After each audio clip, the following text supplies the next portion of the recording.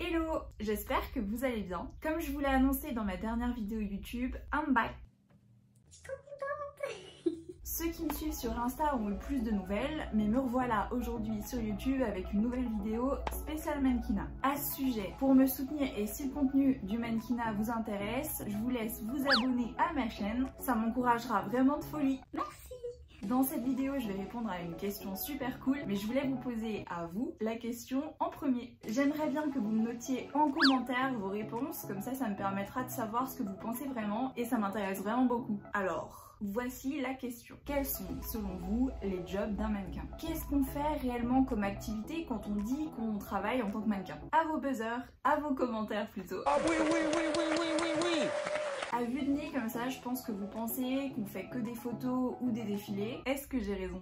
Je vais lire vos commentaires de toute façon. Je vous avoue que je pensais ça aussi avant de rentrer dans le milieu du mannequinat. Les shootings photos égale mannequinat. Mais pas que. Et c'est ça qui fait la grande richesse de ce métier. Nos journées ne se ressemblent absolument pas du tout. Je vais donc vous annoncer les 5 jobs des mannequins avec vraiment les attentes attendues pour chacun des jobs. Je vais commencer avec les activités qu'on relie le plus au mannequinat. Donc forcément, on va commencer avec les shootings photos. On va dire que c'est le job classique des mannequins. C'est vrai qu'on a l'habitude de poser pour mettre en avant un vêtement ou tout autre objet qu'on nous demande de mettre en valeur. Et dans les shootings photos, on va retrouver les shootings photos à destination des campagnes pub. Cela concerne du coup les shootings photos à destination des publicités qu'on va retrouver dans les magazines, dans les catalogues, dans la rue, dans les abribus. Voilà, en tout cas c'est pour ça que l'on nous appelle pour les campagnes. Perso, j'adore vraiment les shootings pour les campagnes. Ce que j'aime, c'est que du coup on a un brief qui est attendu, mais en même temps on peut proposer des choses en termes de pose. C'est ça qui fait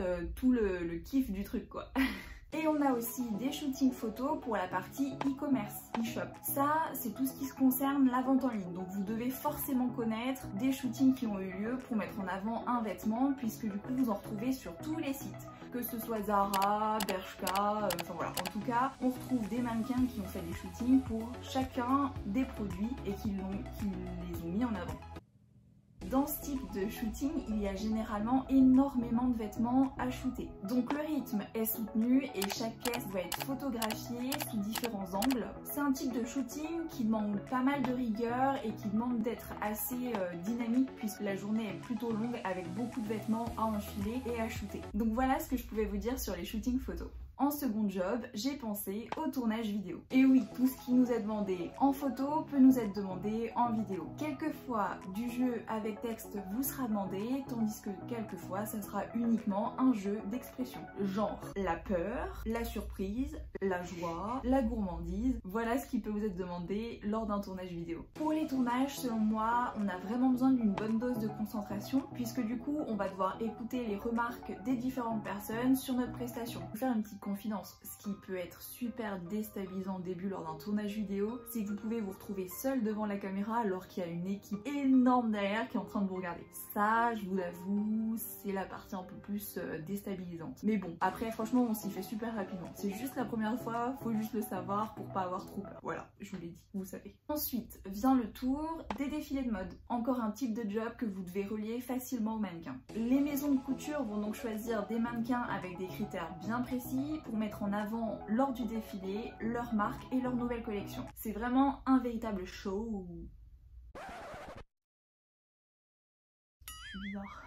Ce qu'on demande du coup aux mannequins pour ce type de job, c'est de savoir défiler et de se changer super rapidement. Il y a une effervescence telle dans les backstage d'un défilé que waouh. Les mannequins doivent se changer, les stylistes doivent être sur le pont, comme les maquilleurs et les coiffeurs. Donc je vous dis pas, le monde derrière un backstage qui est en train de courir, c'est la folie, tout simplement. Si vous aimez l'adrénaline, les défilés sont faits pour vous. Ensuite, passons à deux types de jobs qui, je pense, n'ont pas fait partie de vos réponses dans les commentaires. Je veux parler des showrooms et des fittings. Pour les showrooms, les périodes des showrooms suivent et généralement chevauchent les périodes de Fashion Week. Les mannequins sont donc bookés sur plusieurs jours pour pouvoir présenter les vêtements aux acheteurs des showrooms. Le rôle du coup des mannequins est de mettre en avant le vêtement pour aider l'équipe commerciale à vendre le produit. On fait généralement du coup un petit défilé, quelques pauses pour que justement l'acheteur puisse se visualiser le produit. L'idéal pour ce type de job est d'avoir une bonne résistance physique puisqu'on a tendance à rester debout de longues heures. Il vous sera demandé également de la réactivité lors des changements entre les tenues. Et voilà, j'arrive à mon dernier type de job qui sont les fittings. Le fitting du coup c'est donc l'essayage d'un vêtement par un mannequin pour que le styliste ou le créateur puisse refaire des retouches avant un défilé ou la commercialisation du produit. Ces mannequins sont généralement appelés des mannequins cabine. Les stylistes vont donc chercher des mannequins qui ont les mensurations idéales pour pouvoir représenter leurs clients. Durant les fittings, il vous est alors demandé d'être honnête sur le porté des vêtements pour voir si vous vous sentez bien, si vous avez l'habitude de porter des vêtements à cette longueur-là. Enfin voilà, en tout cas, il faut être honnête et assez proactive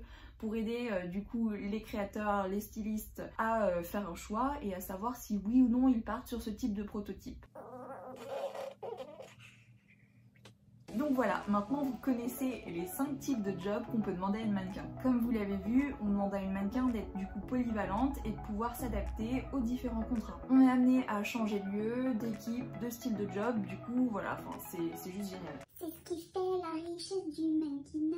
Donc voilà pour aujourd'hui, j'espère en tout cas vous avoir donné toutes les informations concernant les différents types de jobs pour un mannequin et les différentes attentes également. Si vous avez des questions, n'hésitez pas à me le dire en commentaire ou à venir me le dire directement en message privé sur Instagram, ça me fera plaisir. Je vous dis à tout bientôt, prenez bien soin de vous.